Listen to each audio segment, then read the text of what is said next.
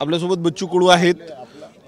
भाऊ, तुम्हाला बैठकीचं निमंत्रण दिलेलं होतं सरकारच्या वतीनं बावनकुळेंनी या संपूर्ण मागण्यांसंदर्भात। तुम्ही सांगितलं होतं की आज बैठक घेऊन त्यांना कळवतो जायचं की नाही जायचं, काय निर्णय झाला?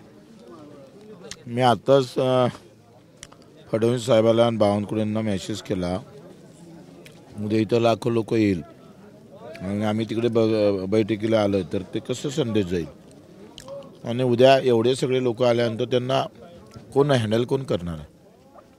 उद्या कायदा सुव्यवस्थेचे प्रश्न निर्माण झाले तर ते मी उपोषणात बसलो 7 तारखेला, 7 म्हणजे एप्रिल रायगडला पहिलं उपोषण, नंतर 7व्या महिन्यात बैठक झाली आणि सगळ्या इतिउत्तर त्यांनी कबूल केलं का हे आम्ही 7 दिवसात करू, हे 8 दिवसात करू। आता 4 महिने झाले बैठकी तो निर्णय होतो असं नाही आहे, कारण पहिली बैठक आमची वांजोटीच गेली आखरी।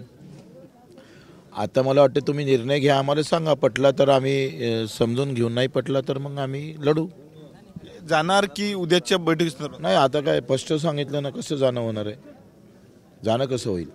मग त्या ठिकाणी मुख्यमंत्र्यांनी आणि मंत्रिमंडळाने तिथे यावं, त्यांचे प्रतिनिधी कोणीतरी यावं, निर्णय घेऊन यावं। निर्णय घेऊन नाही आले तर मग आम्ही लढणार होतो।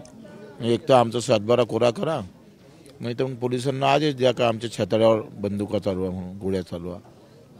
नक्कीच हे बच्चू कडू ते मोठ्या प्रमाणावर उद्या शेतकरी येणार आणि त्यामुळे शेतकरी एका ठिकाणी ठेवून आम्ही बैठकीला कसं जाऊ असा प्रश्न जो आहे तो बच्चू कडूंनी उपस्थित केलेला आहे। कॅमेरामॅन अनिकेत दहातोंडेसह मी स्वप्नील उमाप, TV9 मराठी, अमरावती।